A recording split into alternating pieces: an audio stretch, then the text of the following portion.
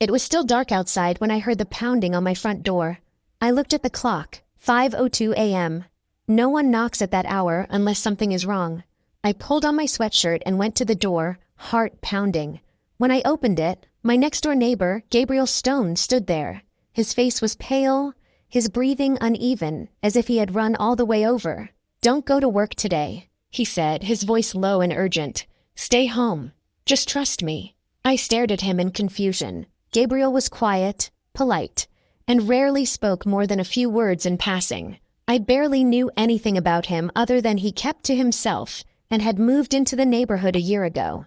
Seeing him like this, terrified, felt wrong. "What are you talking about?" I asked. "Did something happen?" He shook his head slowly, but his eyes were sharp with warning. "I can't explain right now. Just promise me you won't leave the house today. Not for any reason." Everything seemed unreal in that moment. The cold morning air, the pink streak of sunrise just beginning on the horizon, and my neighbor, usually emotionless, now looking like a man about to fall apart. I took a slow breath. "Gabriel, you're scaring me," I said. "Why shouldn't I go?" He hesitated. Then his voice dropped into a whisper. "You'll understand by noon." Before I could ask anything else, he stepped back, glanced around the neighborhood as if someone might be watching us, and walked quickly back to his house. He didn't look back. I stood there in silence, my hand still on the doorknob, my mind racing. A rational part of me wanted to dismiss it as paranoia. Maybe he was confused. Maybe he was having some kind of breakdown. But another part of me, the part that had always trusted my instincts, told me not to ignore this. And there was one more reason I couldn't just shrug it off. 3 months ago, I lost my father. His death was sudden. Officially, it was listed as a stroke. But in the days before it happened, he kept trying to talk to me about something important he needed to show me. When I pressed him, he would only say, "It's about our family. It's time you knew." Then, before we ever had that conversation, he was gone. Since then, strange things had been happening around me. A car parked near my driveway for hours with tinted windows. My phone ringing from blocked numbers with no one speaking on the other end. My younger sister, Sophie, who works overseas, calling to ask if I had noticed anyone new in the area. No one had said anything directly, but I had felt it. Something was moving in my life, quietly, intentionally, and whatever it wasn't random. My name is Alyssa Rowan. I'm 33 years old, a financial analyst at Henning & Cole Investments, and someone who has never missed a day of work unless I was sick. I live alone in the house I inherited from my grandmother. It's a quiet life, structured, predictable. Until today, I made a choice in that moment. Not out of fear, but out of logic. If Gabriel was wrong, I would simply take a personal day. If he was right, I might be saving my life without even knowing it. I texted my manager, telling her I was unable to come in due to a personal emergency. Then I waited. The hours crawled by. Every noise in my house seemed louder than usual. The ticking clock in the kitchen, the hum of the refrigerator, even the wind against the windows sounded like someone trying to speak through the walls. By 11:30 a.m., I started to feel foolish. Nothing had happened. Gabriel hadn't returned. Maybe I was overreacting. Then my phone rang. An unknown number. I answered, expecting maybe my manager, or a spam call. Instead, I heard a calm, authoritative voice say, "Ma'am, this is Officer Taylor with the County Police Department. Are you aware of a critical incident that occurred at your workplace this morning?" My breath caught. "What incident?" The officer exhaled, his tone shifting. "There was a violent attack at your building. Several employees were injured. We have reason to believe you were present." My entire body went cold. "That's impossible. I wasn't there." Silence. Then the officer replied, "We have footage of your car arriving at 8:02 a.m. Your work ID was used to enter the building, and security reports say you were last seen on the 3rd floor before the attack." My knees weakened. I gripped the edge of the table to stay upright. Someone had used my identity. Someone wanted me to be there, and someone wanted the world to believe I was. If you want to know what the police told me next, and the truth my neighbor had been trying to protect me from, subscribe now and comment where you're watching from.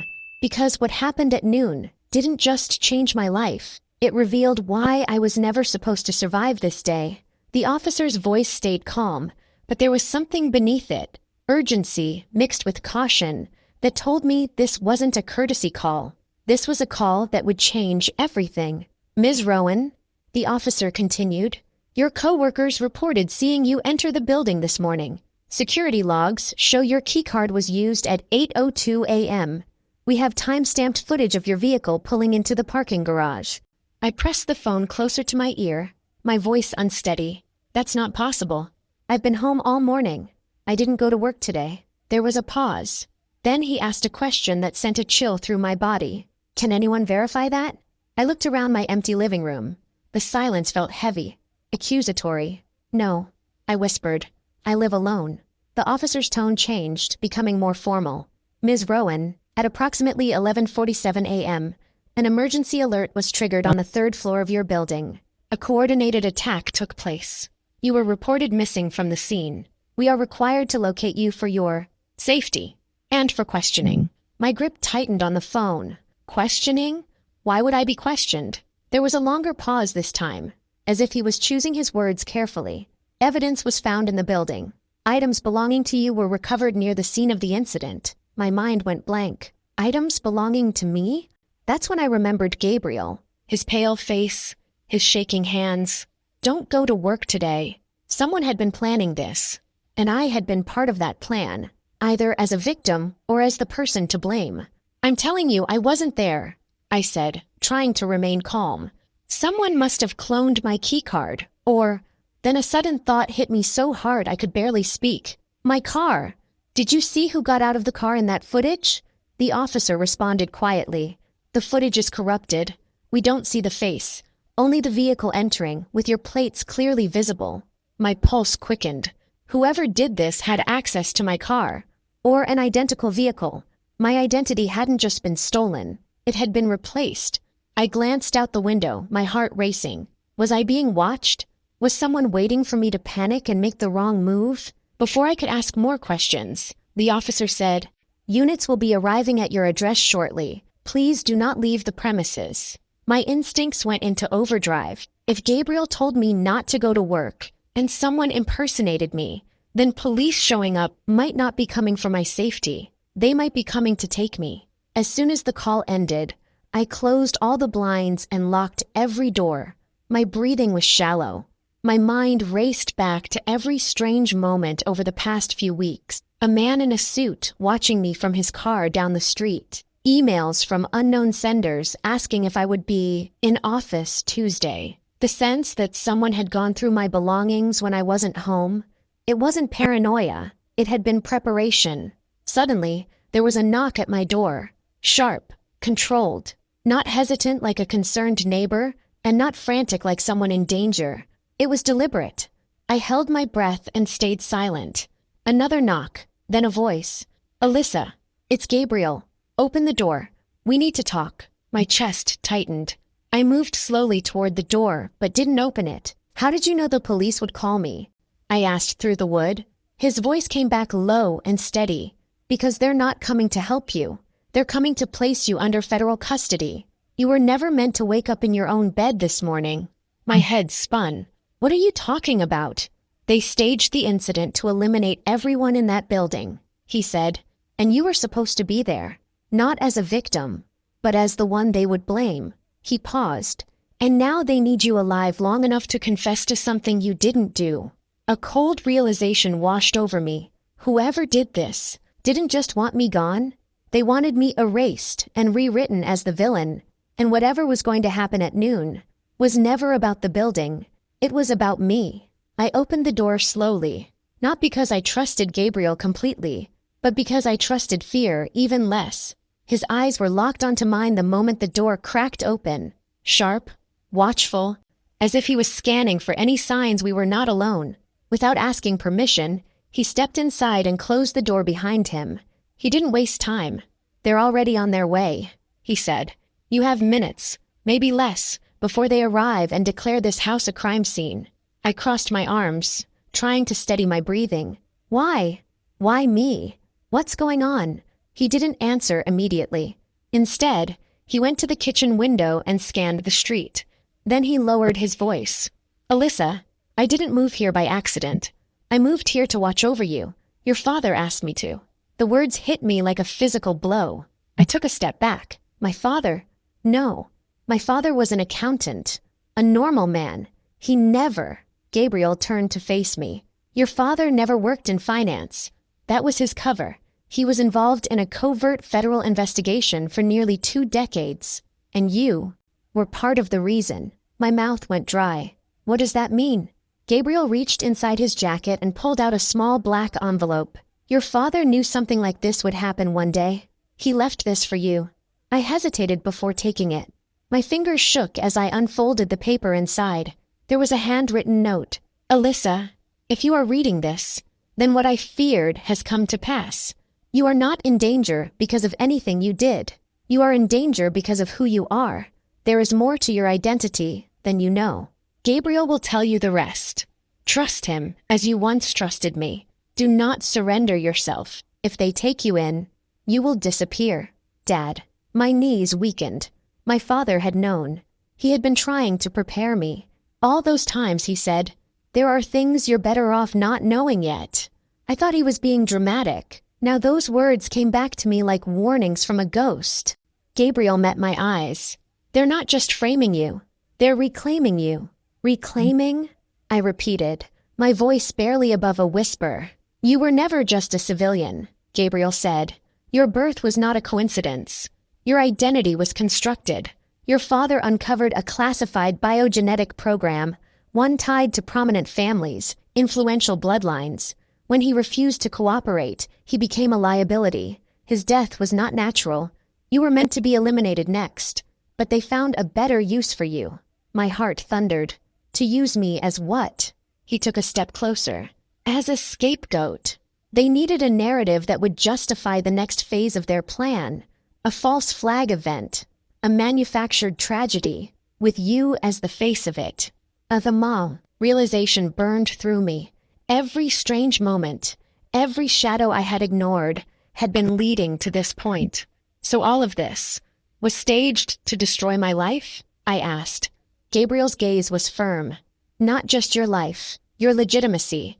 Once they declare you a national threat, they can seize every file connected to your father's investigation. They can erase the truth he died trying to protect." He reached into his coat again, and this time pulled out a metal key card with a red emblem. "This is access to a secure storage vault your father used. It contains encrypted files that name the people behind this operation. If you don't reach that vault before they reach you, everything your father died for will be buried forever." I stared at the keycard in his hand, then back at the note from my father.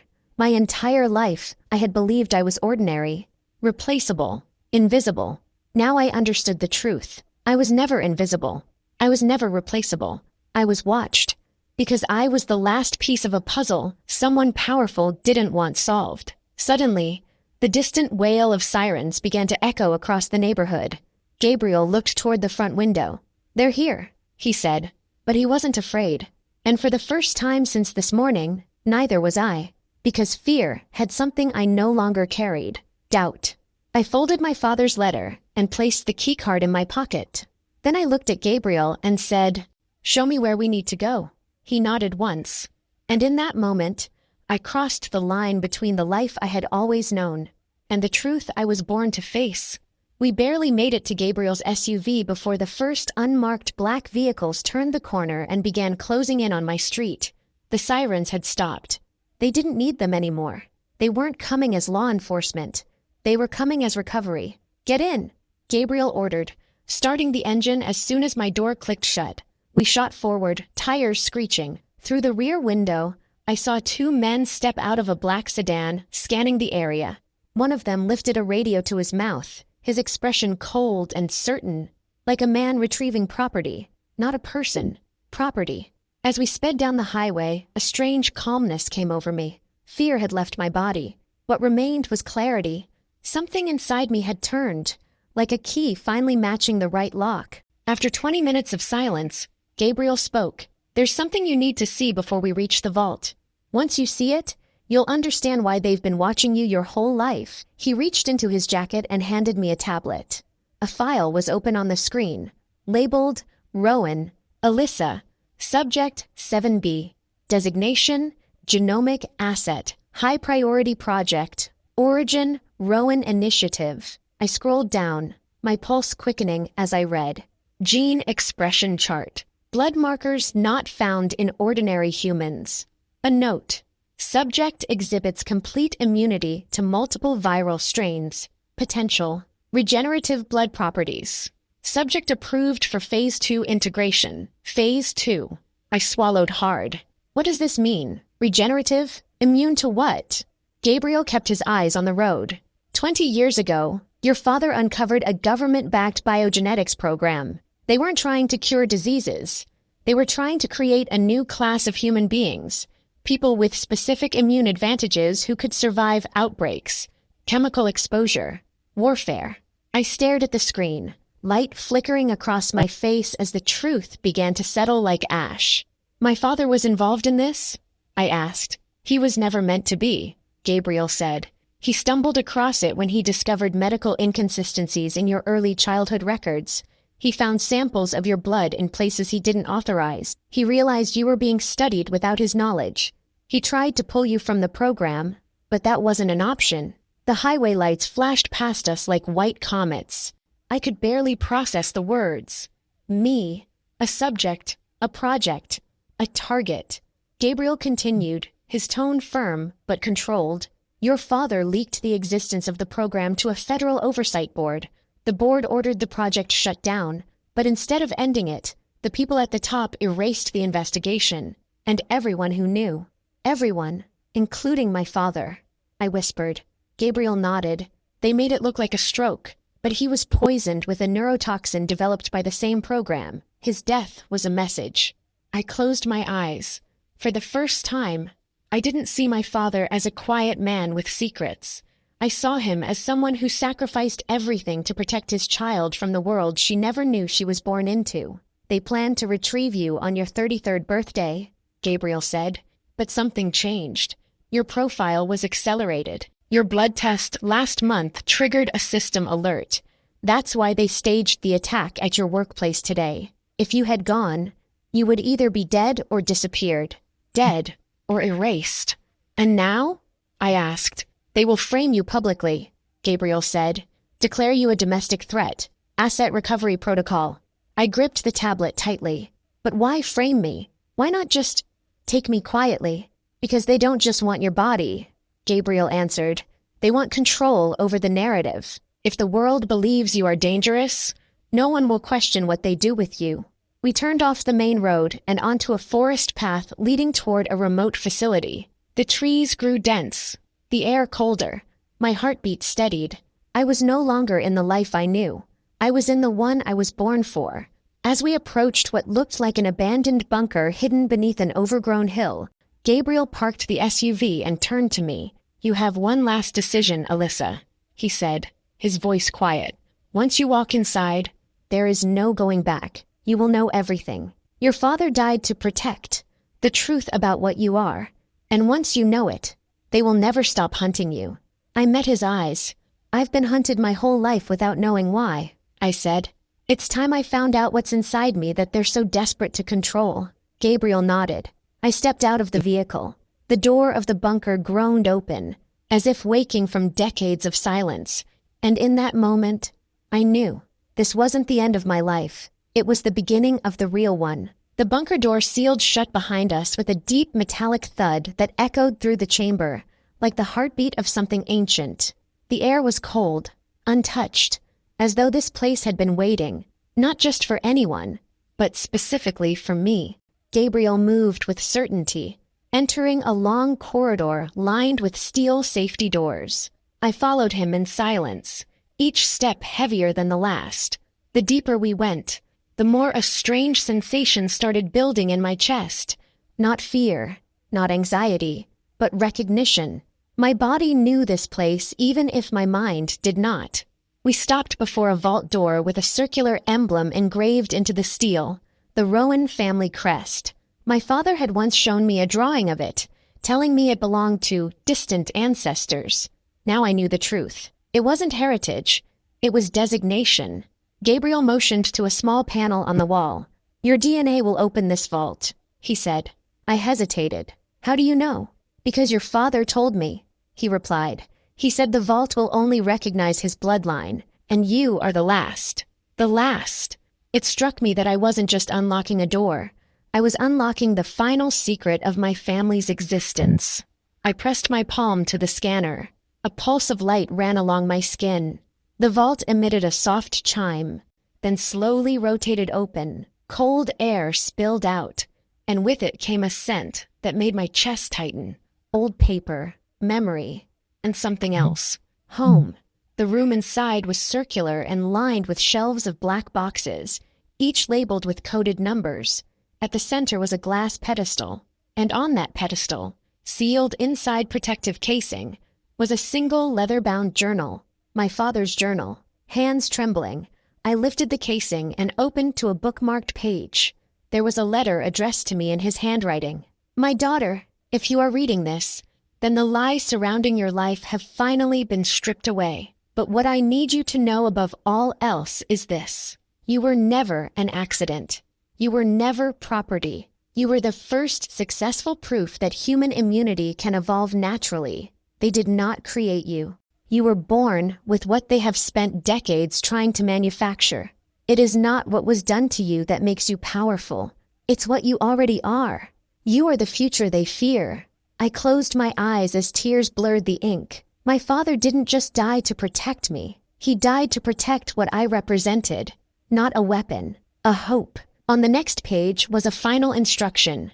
"There is a decision only you can make. At the far end of this vault lies the master control terminal.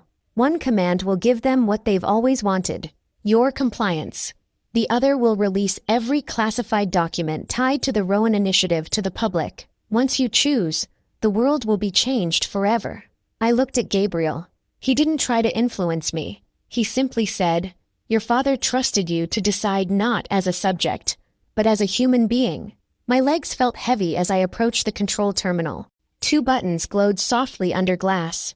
Acquisition protocol, signaling surrender. Revelation protocol, triggering public exposure. If I chose the first, I might survive, but at the cost of my freedom and the truth. If I chose the second, I would make myself the enemy of powerful people who had already killed to hide this secret. I pressed the second button. A low hum filled the chamber. A countdown appeared on the screen. Data began flooding onto secure channels preset by my father. Evidence, names, financial trails, all streaming to global media outlets, encrypted but traceable. There was no turning back. Gabriel exhaled. "It's done. You just changed the world." Suddenly, alarms blared. They had found us. Our time was up. But I was no longer afraid. For the first time in my life, I wasn't hiding behind what I thought was safety. I was standing in the light of truth. "We have to leave now," Gabriel said urgently. As we rushed toward the exit tunnel, my father's last words echoed in my mind. "You were not born to be controlled. You were born to reveal what control really is." We emerged into the cold night. Helicopters thundered above. Searchlights cut through the trees. But I no longer saw them as hunters. I saw them as the first wave of a dying lie, and I was no longer running from them. I was leading the fight against them, because I wasn't just surviving anymore. I was becoming what my father had always believed I could be. Not a subject, not a victim, but the beginning of something entirely new. If you believe the truth should never be hidden, no matter how powerful the people trying to bury it are, make sure you subscribe right now and comment where you're watching from. Because this story is not the end. It's the warning of what's coming next.